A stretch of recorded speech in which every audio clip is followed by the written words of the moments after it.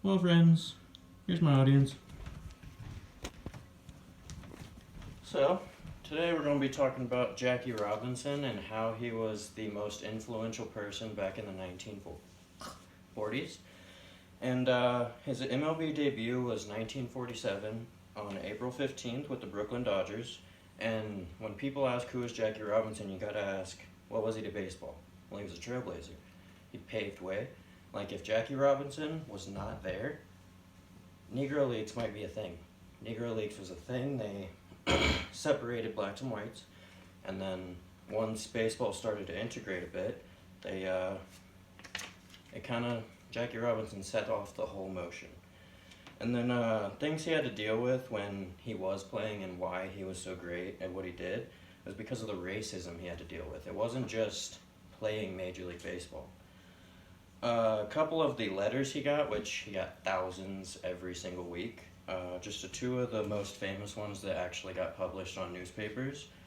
We are going to kill you if you attempt to enter a game at Crossley Field, or we have already got rid of several like you. We found one in the river just recently.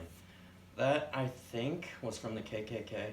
I can't be sure. It could just be a neighborhood of mad people.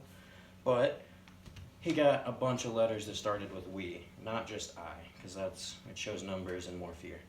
And then one of the most,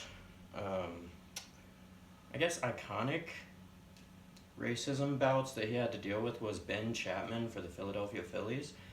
They showed it better on the movie when the scene was going on, but basically Ben Chapman called him the N-word over and over and over, different derogatory terms to get into his head.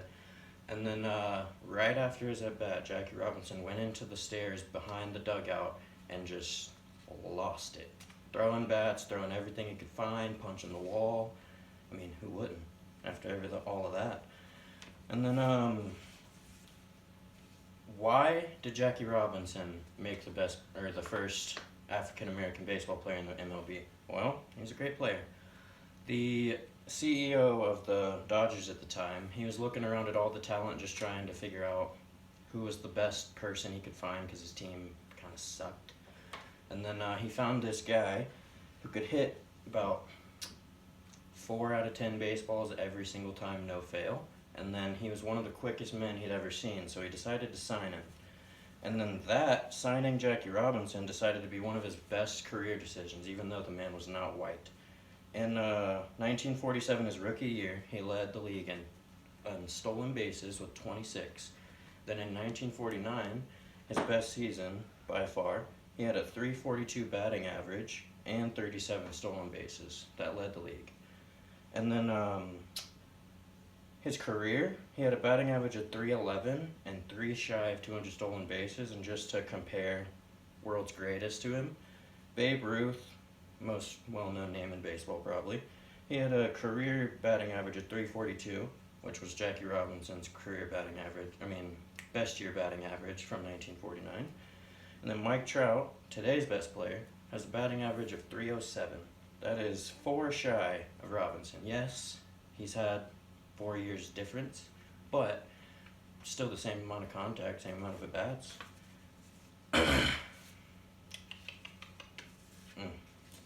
Okay, so in the same year, 3 players got signed right after Jackie Robinson. Well, not right after, about 2 months. So in July 5th, Larry Doby got signed for the Indians, and then at the end of the month, Hank Thompson and Willard Brown, 2 days apart, both signed. And then the Brooklyn Dodgers decided to go back and sign another African-American player named Dan Bankhead 3 months immediately after signing Jackie Robinson. And within the next 5 years, 20 players of African-American descent got put in the MLB, just in 5 years. And then as I finish, I would like to highlight exactly what he did without all the specific stats. He went into a league full of people who looked nothing like him, who all hated him, and he decided he was going to play with them. No matter what they said, no matter what they did, no matter how much they threatened him.